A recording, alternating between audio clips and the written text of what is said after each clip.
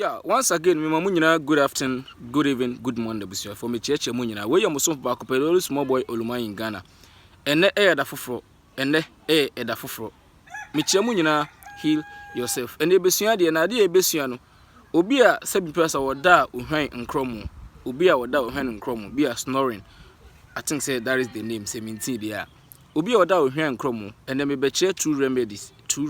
Me che nduru ahodo mienu a wonipa betima de be ayebie ye mudu do na no empe se de eduru be so me normally me so kra me tam pesa ye wo categories of enipa obi ande opene obi ande ompe aha obi wo ho a wo no pane a esense de this kind de be etwa ne tie enam se wonipa mu ahodo nti no onyankopon so nyansem no wambo ade baako ti na meche eniema mienu obi a se bi oda hwan nkrom ho edura eno obenom eno onya de omfa nso mienu na ye ba be kire ho ade nti kame ho na yensua ade am hu se meti hu eye banche aha ye ne enti twi no bi e kana cassava plant nti no I don't know we any leaves na banche ne mu ahodo ohun se me need different type ribu anka mi show eno e kire busuafo banche we na meti hu no mutimi hu se ne nsa no eye kokko aha ne nsa na ema petals no woso no eye kokko ti ni ye odofo ena de me kire no sa bi na obeyisu ni pepepe ubepe banchi a ni we no ne nsa na petals no woso no edebe eye kokko de wo ha mi wo ha nyina edebe eye kokko entimi mfa order one nchiro but yenim say ebi wo ho na eye green na ha ni nyina edebe eye green enya no bi na meka de ne we no eye kokko ni bi na meka na ne ubeye ni obi a woda osnore me kire woda ohwan nkromu se oba beda anwumre na ubekọ akoti ade oba ko na mo behwe de ne nsa no eye maako 7 ne petals ne ye maako 7 ewo so no eno na obedebe obeti I think say the me ma so no 6 me pe de 7 e de a kire adofo ma me mpagya me mu na me hwe de ewo so 7 petals na me de kire adofo we nso ewo so 8 me pe de menya no 7 petals na me de kire adofo ye we 7 petals aha sadofo mutimi e kan ma me a we 7 petals unya de ewo so 7 petals ni bia obeti ba akopɛ wote ba akopɛ no wi abe no aba normal nse de ya de bia ka no ukọ akote ade spiritual thing bi se ya banche de yenni ne ho agro ne kasme ka banche ho asem a ena yenye de be yenko banche ankasa ehu ni sa no sabi producer akokora poso bi a woso ne yema tete no betuma hia akokora bi na woso ne yema wakọ afuo mu so ne yema na okura ne puma obekọ akoduru fi asomdwe mu obeso ne yema ye heavy ne wakọ akoduru sa puma koro ya na banche ya puma ya sa wo yare pa wo yare a unse nkokorafo na ya na old age normally no ba sa wo yare emfa banchi enye puma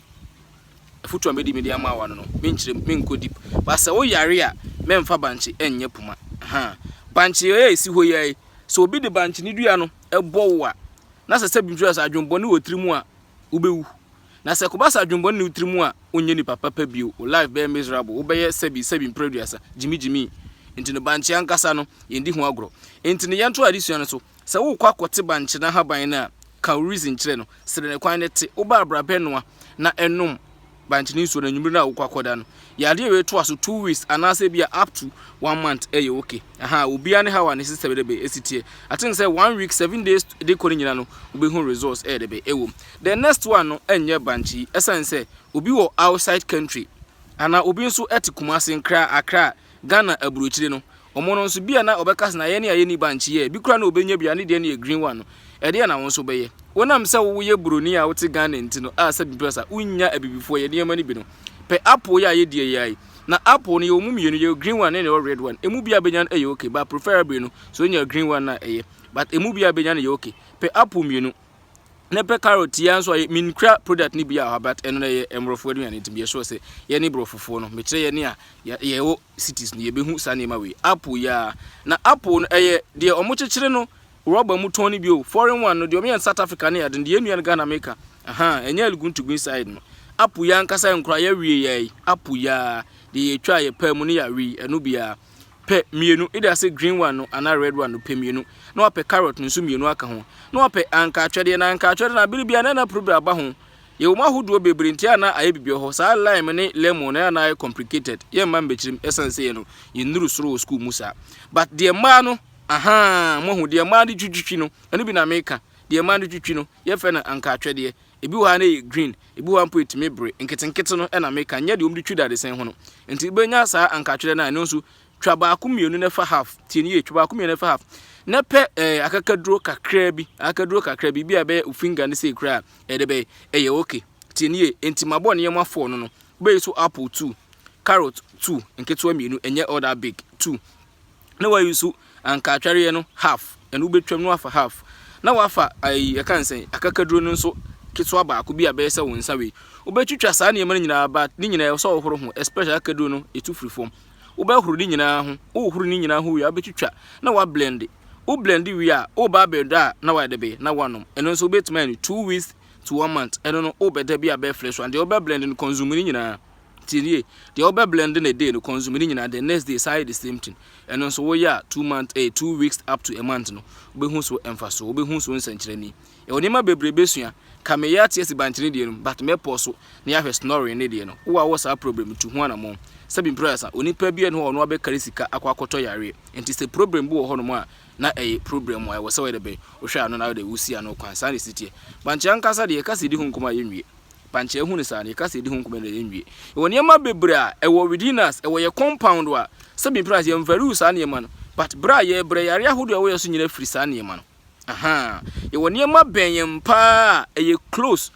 ben ye no ebi wo ha na ni kwasen ka bafie ba ya twena bafie obe mo afia aha obi wo so ana wo fie treatment ye de ne ma ne fam ne se de esi ye no etimi ma wo ye de be eba ye so banchi ya nkasa ye kase ye ka ho asem a kire wo a wo ye mbehyew kase ye ka ho asem a ye de be a kire wo ye mbe de be ebehyew banchi dua ya na mi kan ya sazumi se wo apio compound utam banchi na de bona obekele bo wo no simple tiemfa banchi enye nema rofro so de ase woni ma ne bebre atwa ho ahia da ko ebedi nkontomre nso ho nkontomre ya ni mankani mankani ni nkontomre no good things bebre was spiritual potencies very powerful but you on a side bi wo ho a hayen especially ye di besifie no normally wo di besifie abu se emmo te se di esi ngure mu no but bia na won cheke da ko ebedi nkomo we ya so back pedal small boy Oluma in Ghana ye besi afifu from 2022 afiwe ko na wi enti afihyiapa onyankopon ka ho na dwempa wo tirim no ompagya mmanyam double netimi fawura next year na ye ba bewuram bibia be hyase bia no onyankopon entobosu enguso anapatututu na en start nya de be empie ewie be pie first one enhantan sa ne ma no na emuvu nkonanim na emu mesra odi odua bia utwa enti de we na asase su bia no mekuhie sa we de be uye ni ye uye papa sabi brothers ampanimfo se enkokora to sa ekomrante ediem uye papa uye maame a sabi brothers asema abeka gu babra boso no huni se wo nkokora bremu no wo 60 years 70 years ede kro no wa ho ode akofom na ye oba na be pageaw enti sabi brothers ugu abapa betwa abapa hwesa ne mane nyina yi sa na oya abrante enso a emma sabi brothers bibi kakra wo nsa somu no enkyere wo se wo ye nipa se na obi ma men ka se mekire wo se wonya sika ana hia wo ase de ositie no don't change